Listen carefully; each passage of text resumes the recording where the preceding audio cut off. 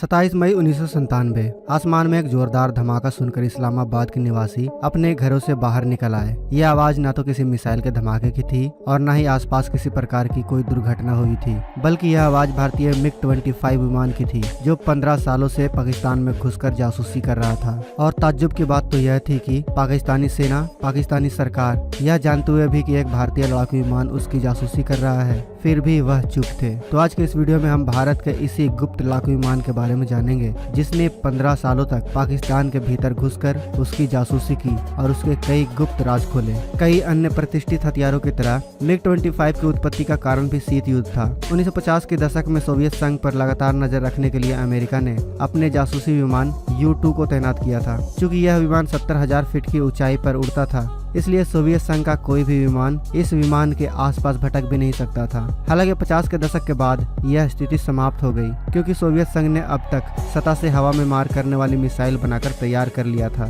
बाद में सोवियत संघ ने अमेरिका के एक U-2 विमान को मार भी गिराया, लेकिन सोवियत संघ यह समझ गया था कि अमेरिकी विमान द्वारा उत्पन्न खतरे का सामना करने के लिए उन्हें उस ऊंचाई तक काम करने वाला एक इंटरसेप्टर जेट विकसित करना ही होगा। सोवियत संघ यह समझ गया था कि उन्हें एक ऐसे विमान की जरूरत है जो न सिर्फ अमेरिकी जासूसी विमानों का मुकाबला कर सके, बल्कि वह B-52 और B-58 जैसे हाई एल्टीट्यूड वाले बम वर्षक विमानों का भी मुकाबला कर सके। उन्होंने मिग-25 को 1970 के दशक में बनाकर तैयार कर लिया। इस विमान की विशेषता सुपरसोनिक स्पीड और मैक्सिमम सर्विस सेलिंग की थी, जो 89,000 फीट की ऊंचाई तक उड़ सकता था। मिग-25 के पास पारंपरिक विमानों की तरह कोई सुरक्षा भी नहीं थी, लेकिन वह बेफिक्र होकर आसमान की ऊंचाइयों में उड़ सकता था, क्योंकि किसी अन्य देश के पास ऐसा विमान मौजूद ही नहीं था जो इसके गति और इसके ऊंचाई के आसपास भटक भी सकता। नतीजतन सतह से हवा में मार करने वाली अमेरिकन मिसाइलें भी मिग-25 का कुछ नहीं बिगाड़ पा रही थी। मिग-25 न केवल जासूसी के लिए बल्कि यह सर्वेलाइंस और बॉम्बिंग के लिए भी सबसे बेहतर था। वो अपने पंखों में 500 किलो के 6 मिसाइलों को ले जा सकता था।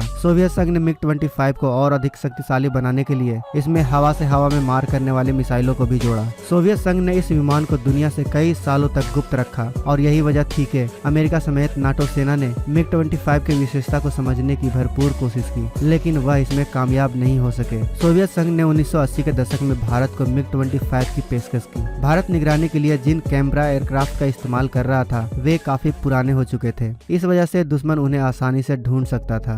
जासूसी उपग्रह भी उस समय भारत के लिए एक दूर का सपना था, इसलिए भारत ने मिग-25 विमान के प्रस्ताव को स्वीकार कर लिया और 1981 में भारत ने मिग-25 एयरक्राफ्ट खरीद लिया। इसके बाद भारत ने सोवियत यूनियन से सैकड़ों एंटोनोव विमान खरीदा। पश्चिमी परिवेशकों ने इसे भारत और सोवियत यूनियन के बीच एक बड़ा सैन्य सौदा माना। सोवियत संघ से खरीदे गए विमानों को उत्तर प्रदेश के बरेली में तैनात किया गया और तो और भारत ने इनके लिए अंडरग्राउंड बेस भी बनाया, क्योंकि इन एयरक्राफ्ट के मिशन टॉप सीक्रेट थे।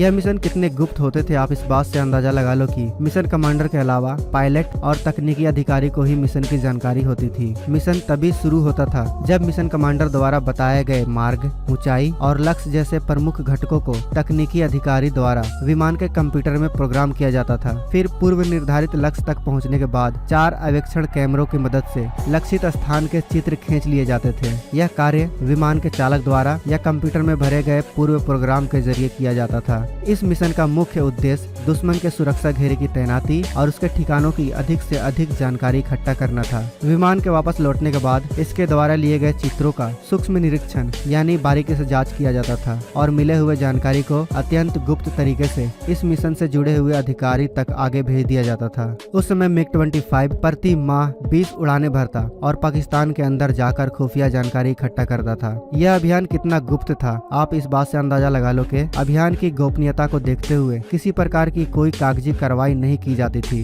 भारतीय वायुसेना का एयरक्राफ्ट मिग-25 पाकिस्तान पर नजर बनाए हुए था और यह बात पाकिस्तानी सेना और सरकार अच्छे से जानती थी, लेकिन उनके पास उस समय ऐसा कोई विमान नहीं था जो इतनी ऊंची उड़ान भर सकने में सक्षम था। और यही बात थी कि पाकिस्तान को यह जानकारी अपने ही लोगों से गुप्त रखने के लिए मजबूर होना पड़ा। लेकिन 1997 के दिन मिग-25 के अचानक सुपरसोनिक गति पर चले जाने के कारण उससे सोनिक बूम उत्पन्न हो गई और इस आवाज के साथ पाकिस्तानी जनता के सामने इस रहस्य से पर्दा उठ गया। भारत ने बाद में न केवल पाकिस्तान के आधिकारिक दावों का खंडन किया, बल्कि यह मानने से भी इनकार कर दिया कि एक भारतीय एयरक्राफ्ट इस्लामाबाद की जासूसी कर रहा था। MiG-25 विमान जो पिछले 15 सालों से पाकिस्तान पर नजर बनाए हुआ था, अचानक उस दिन वह सुपरसोनिक स्पीड पे कैसे चला गया, यह भी आज तक एक रहस्य है दोस्तों। लेकिन दोस्तों यह बात तो सच है कि भारतीय वायुसेना का MiG-25 एयरक्राफ्ट जो 15 सालों से ज्यादा से पाकिस्तान की जासूसी कर रहा था, पाकिस्तान उसका चाहते हुए भी कुछ नहीं कर पा रहा था। लेकिन फिर भी पता नहीं क्यों पाकिस्तान बात बात पर भारत से लड़ने की धमकी देता है, जबकि असल में वह भारत के एक एयरक्राफ्ट को भी कुछ नहीं कर सकता। पाकिस्तान चाहे अपने आप को कितना भी मजबूत बना ले, भारत उससे 100 कदम हमेशा आगे ही रहेगा। दोस्तों हमें पता है कि आपने अगर इस वीडियो को अंत तक देखा होगा तो आपको एक भारतीय होने के नाते गर्व जरूर महसूस हुआ होगा। ये जो गर्व आपको हुआ है उसे आप अपने तक सीमित ना रखें। इस वीडियो को अपने दोस्तों के साथ शेयर जरूर करें व्हाट्सएप या फेसबुक पर, ताकि वो भी गर्व महसूस कर सकें। अगर आपको वीडियो में हमारा काम अच्छा लगा तो वीडियो को लाइक जरूर करें। अगर आपने अभी तक हमारे इस चैनल को सब्सक्राइब नहीं किया है तो आपसे विनती है कि इस चैनल को सब्सक्राइब जरूर कर लें। साथ ही बगल में जो बेल आइकन का बटन है उस पर ऑल पे क्लिक कर लें, ताकि हमारी आने वाले किसी भी वीडियो को आप मिस ना कर सकें। तो दोस्तों मिलते हैं नेक्स्ट वीडियो में, तब तक अपना और अपनों का ख्याल रखें। जय हिंद, जय भारत।